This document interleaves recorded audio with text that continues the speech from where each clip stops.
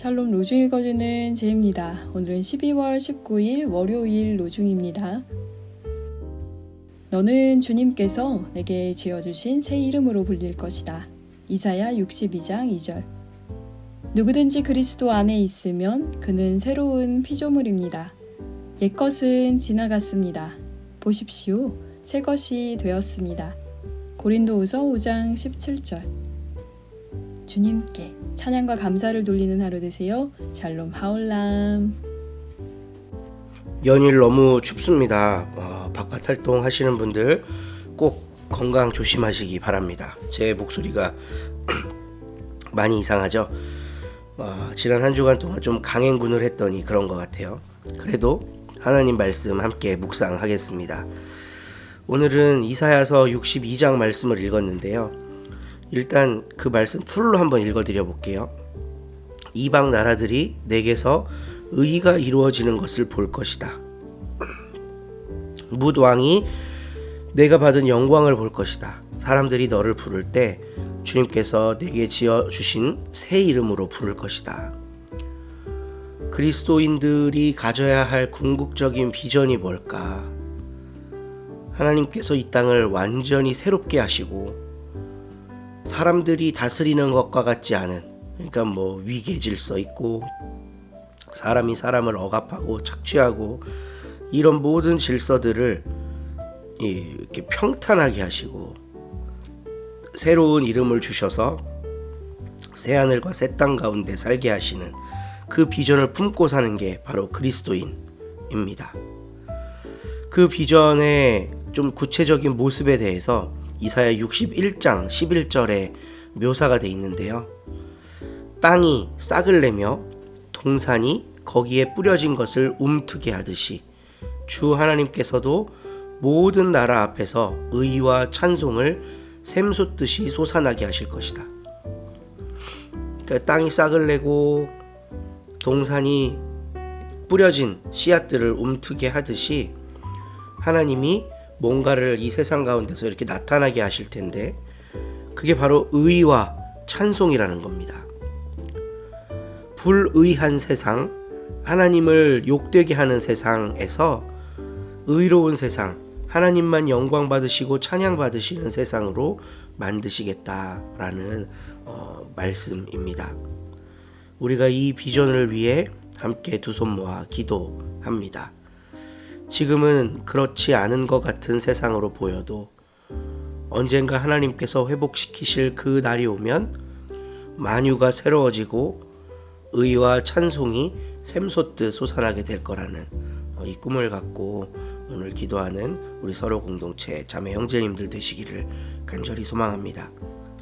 오늘 함께 읽을 새한글 성경 본문은 요한계시록 13장이고요. 홍승만 목사님이 낭독해 주십니다. 좋은 하루 되세요. 13장. 또 나는 보았습니다. 바다에서 짐승이 하나 올라오고 있었습니다. 그 짐승에게는 뿔이 10개, 머리가 7개 있었습니다. 그 짐승의 뿔들 위에는 10개의 왕관이 있었습니다. 그 머리들 위에는 하나님을 모독하는 이름들이 있었습니다. 내가 본 짐승은 표범을 닮았습니다. 그의 발은 곰 같았고 그의 입은 사자의 입 같았습니다.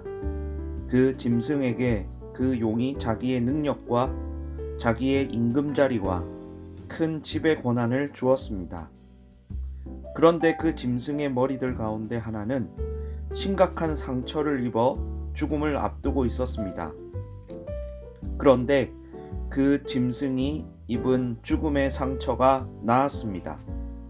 그러자 온 땅이 놀라서 그 짐승의 뒤를 따랐습니다. 사람들이 그 용에게 엎드려 절했습니다. 용이 그 짐승에게 지배 권한을 주었기 때문입니다. 또 사람들이 그 짐승에게도 엎드려 절했습니다. 그러면서 말했습니다. 누가 그 짐승과 같은가요? 누가 그 짐승과 맞붙어 전쟁할 수 있나요? 또 그 짐승에게는 거만하게 하나님을 모독하는 말을 하는 입이 주어졌습니다. 그리고 그 짐승에게는 42개월 동안 휘두를 수 있는 지배 권한도 주어졌습니다. 그래서 그 짐승이 자기의 입을 열어 하나님을 모독했습니다. 하나님에게 맞서 하나님의 이름과 하나님의 거처를, 하늘의 거처를 둔 이들을 모독했습니다. 또 그 짐승에게는 성도들과 맞붙어 전쟁하여 그들을 이길 허락이 주어졌습니다. 모든 종족과 백성과 언어와 민족에 대한 지배 권한도 그 짐승에게 주어졌습니다. 그래서 땅 위에 자리 잡고 사는 사람들이 모두 그 짐승에게 엎드려 절할 것입니다.